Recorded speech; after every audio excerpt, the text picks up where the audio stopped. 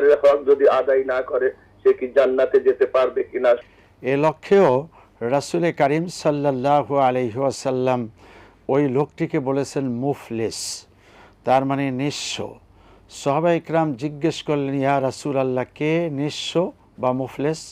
মান হুয়াল মুফলিস? রাসূল করিম সাল্লাল্লাহু আলাইহি ওয়াসাল্লাম ব্যাখ্যায় বললেন যে আল্লাহর কোনো বান্দা থেকে আর এক বান্দা হক পাবে, আদালতে আখিরাতে দুইজনকেই আল্লাহ পাক হাজির করবেন।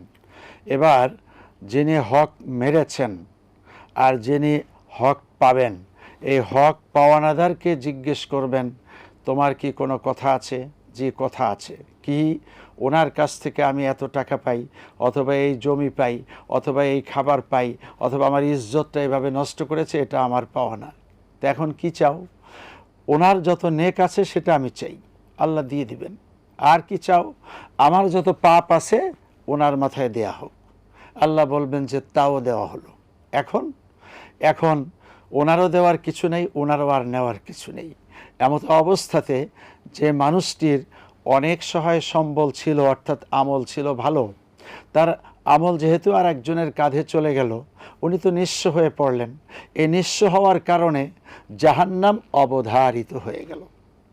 এই ব্যক্তি হলো নিঃস্ব। অনেক নামাজ, রোজা, ইবাদত, বন্দেগী, দান, সদকা, কোরবানি, হজ করে গেছে, কিন্তু ওখানে আর একজনকে দিয়ে দেওয়ার কারণে নিঃস্ব। দিলেন কেন? দিলেন হলো যে ওনার হক আপনি নষ্ট করেছেন, সেটা যেভাবেই হোক, যে ফর্মেই হোক। অতএব হক নষ্টকারী জান্নাতে যেতে পারবে না যতক্ষণ ওই ভদ্রলোক ক্ষমা না করবেন অথবা ওনার হক আদায় না করে দেবেন। আল্লাহও ততক্ষণ মাফ করবেন না। হাদিস শরীফে এসছে, আল ইলমু বিলা আমালিন কাশাজারু বিলা সামারিন।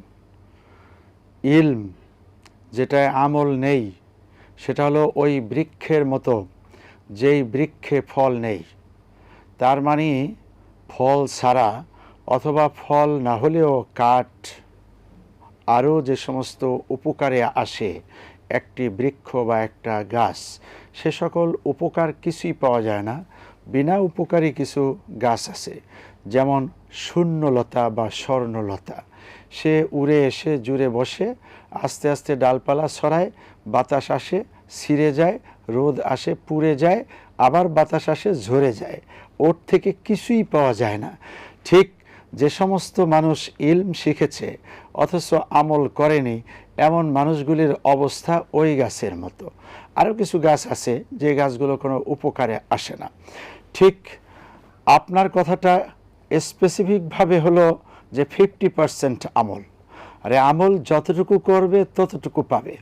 আপনি এই সামনের কাপটা থেকে চা খেয়েছেন, অর্ধেক খেয়েছেন, অর্ধেকটাই পেটের ভিতরে গেল, বাকি অর্ধেক খাননি, এটা বাহিরেই থাকলো।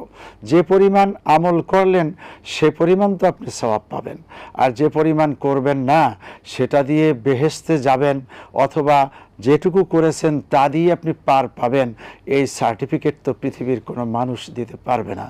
তবে পুরোটাই আমল করার চেষ্টা করতে হবে, আর ইলম শিখতে হবে আমলের জন্যই। আল্লাহ তৌফিক দান করুন।